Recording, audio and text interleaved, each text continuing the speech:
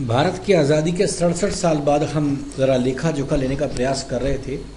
पिछले वीडियो में हमने ये जानने की कोशिश करी कि भारत की स्वास्थ्य सेवाओं की क्या स्थिति है, भारत की हेल्थ सेक्टर की क्या स्थिति है।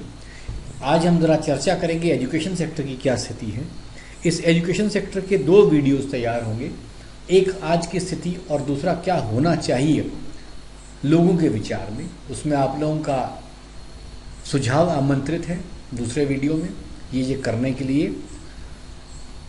आज की स्थिति को अगर हम ध्यान से देखते हैं तो आज हमारे देश में 1947 से जो बदलाव आ चुके हैं, 1947 में हमारे पास 6.5 लाख प्राइमरी स्कूल नहीं थे जो कि आज हैं। तब 1,72,661 स्कूल थे 1947 में, माने लगभग हम 4 गुना प्राइमरी स्कूल्स को आज बढ़ा चुके हैं। इसी तरह सेकेंडरी स्कूल जो 5,297 थे 1947 में, आज लगभग 1.2 लाख, 1.25 लाख के आसपास स्कूल हम सेकेंडरी स्कूल्स को बढ़ा चुके हैं। आज हमारे पास 12 लाख डिप्लोमा की सीट्स हैं जिसमें विद्यार्थी भी कई प्रशिक्षण ले सकते हैं। 14.5 लाख हमारे पास इंजीनियरिंग की सीटें हैं, जबकि उसमें हर साल लगभग 1.5-2 लाख सीटें खाली जाती हैं। 4 लाख आज MBA की सीटें हैं। 1 लाख से ऊपर सीटें हमारे पास पोस्ट ग्रेजुएशन कंप्यूटर साइंस में हैं और 1.25 लाख की सीटें हमारे पास फार्मेसी में हैं।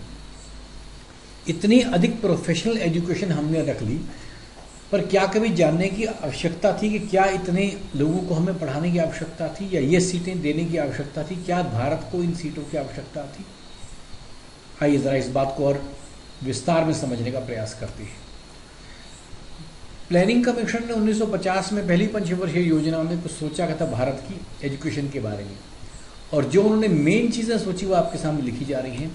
सारी चीज़ें उनकी इस प्रकार थी। 5 पॉइंट लिए थे उन्होंने। To achieve universal elementary education, Bharat में जितने लोगों सबको पढ़ा दिया जाए। यूनिवर्सल एलिमेंट्री एजुकेशन, प्राथमिक शिक्षा सबको मिल जाए। दूसरा था टू इरेडिकेट इलिटरेसी, लोग साक्षर बन जाए। फिर था to establish vocational and skill training programmes.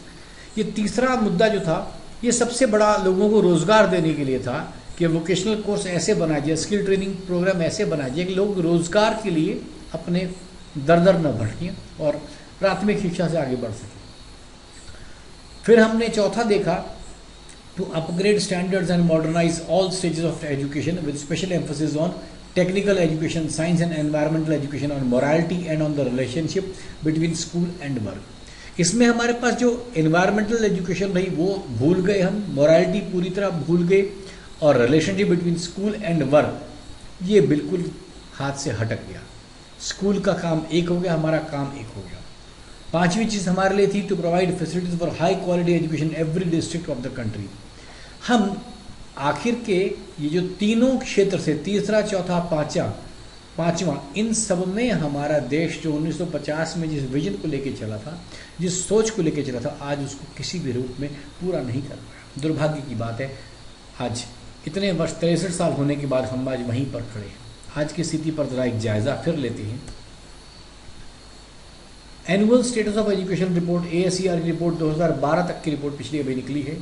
इसने हमको जो बताया वो ये था कि 96.5% विद्यार्थी जो 6 से 14 साल के बीच में हैं वो प्राइमरी स्कूल में जाते हैं, और 83% विद्यार्थी 83% जो 15-16 साल के हैं वो सेकेंडरी स्कूल में हैं।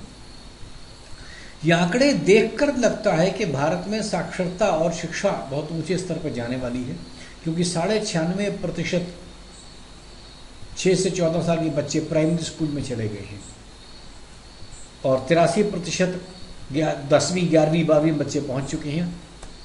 लेकिन दूसरी बात ये भी कि भारत में प्राइवेटाइजेशन एजुकेशन का बहुत अधिक हो रहा है, और ये माना जाता है कि लगभग $80 बिलियन का US डॉलर का इस समय भारत में शिक्षा चल रहा है।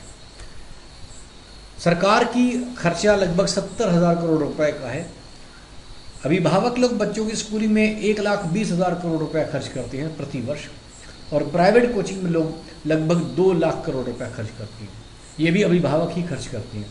अगर पूरी गिनती देखी जाए तो लगभग 3,90,000 करोड़ रुपया विभिन्न तरीकों से एजुकेशन के ऊपर, शिक्षा पर लगाया जा रहा है। परंतु इतने पैसे को लगा करके हम पहुँचे कहाँ, प्रश्न ये है। इतनी मेहनत के बाद हम पहुँचे कहाँ?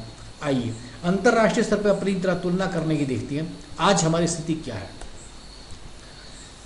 70% बच्चे 8वीं क्लास से पहले स्कूल छोड़ देते हैं, 30% बच्चे 9वीं क्लास तक पहुंचते हैं और 20% बच्चे 10-12वीं तक पहुंचते हैं और 10% बच्चे स्नातक स्तर पर पहुंचते हैं। असल में 70% बच्चे जो 8वीं तक नहीं जाते उसका एक कारण ये भी है, बहुत सी जगहों पर हमने जो क्लास 8वीं तक का है तब तक कोई एग्ज़ाम नहीं रखा, बच्चों की परीक्षा नहीं है, तो बच्चे को किसी स्तर से नहीं गुजरना पड़ता। मात्र 7-8 वर्ष वो स्कूल में जाता है और उसके बाद जिस दिन उसको एग्ज़ाम देने की बारी आती है, परीक्षा की देने की बारी आती है, उसको शिक्षा पूर्ण रूप से मिली नहीं है, वो डर के खुद ही छोड़ देता है। तो बहुत बड़ा हमारे देश का 70% का जो आंकड़ा है, जो 8वीं में स्कूल छोड़ देता है, असल में कहने को वो 8वीं तक गया है परंतु उसकी शिक्षा क्या रही है ये किसी को नहीं पता, क्योंकि हमने उसकी कोई परीक्षा तो ली ही नहीं। लेकिन सच्चाई इससे परे है।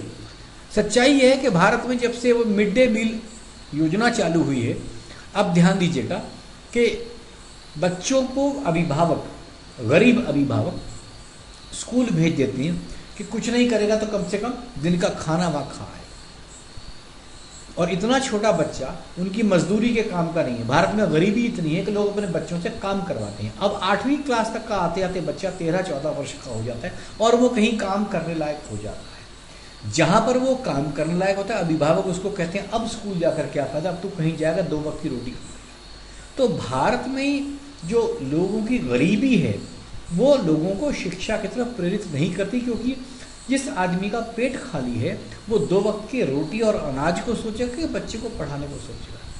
कुछ लोग आज भी हैं, कुछ अभिभावक आज भी हैं कि अपना सर्वस्व लुटा करके बच्चे को पढ़ाने के विषय में सोचते हैं, परंतु जो पढ़ाने के विषय में वो सोचते हैं क्या वो ठीक है, पहली बात। दूसरा, अधिकांश लोग आज गरीबी की वजह से नहीं पढ़ा पाते अपने बच्चों को। थोड़ा सा बच्चा कहना बहुत आसान है, सर्व शिक्षा अभियान, सब बच्चों को स्कूल भेज दीजिए, लेकिन जिस घर की रोजी रोटी चलती है बच्चे का 8वीं क्लास में स्कूल छोड़ करके बाहर काम पे जाने के लिए, वो कहाँ से अपने बच्चे को विद्यालय भेजेगा। दूसरी बात को और समझने का प्रयास करते हैं, जो ASER की दूसरी रिपोर्ट आई है वो और चौंकाने वाली है।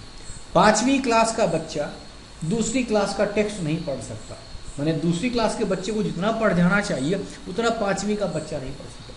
5वीं कक्षा का बच्चा 2 अंकों की डिजिट्स को जोड़ घटा नहीं सकता, सब्ट्रैक्शन नहीं कर सकता। ये इस साल के ASER की लगभग 50% बच्चे ऐसे हैं जो इस स्थिति में आते हैं। मतलब 5वीं का बच्चा 50% बच्चे ऐसे हैं जो दूसरी कक्षा का टेक्स्ट नहीं पढ़ पाते, और इसी प्रकार 5वीं कक्षा के वो बच्चे जो 2 डिजिट की सब्ट्रैक्शन नहीं कर पाते वो 50% के आसपास हैं।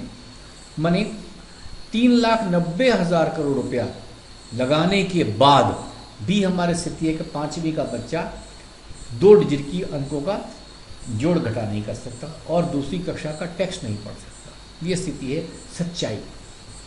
एक और सच्चाई अंतर्राष्ट्रीय मानकों में देखिए कि इंटरनेशनल स्टूडेंट असेसमेंट होता है प्रोग्राम, इसको PISA कहते हैं।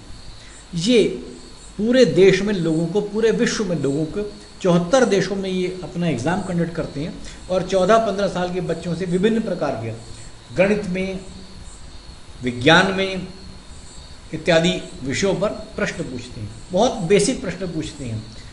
इनकी जो रैंकिंग आई है वो बहुत चौंकाने वाली है।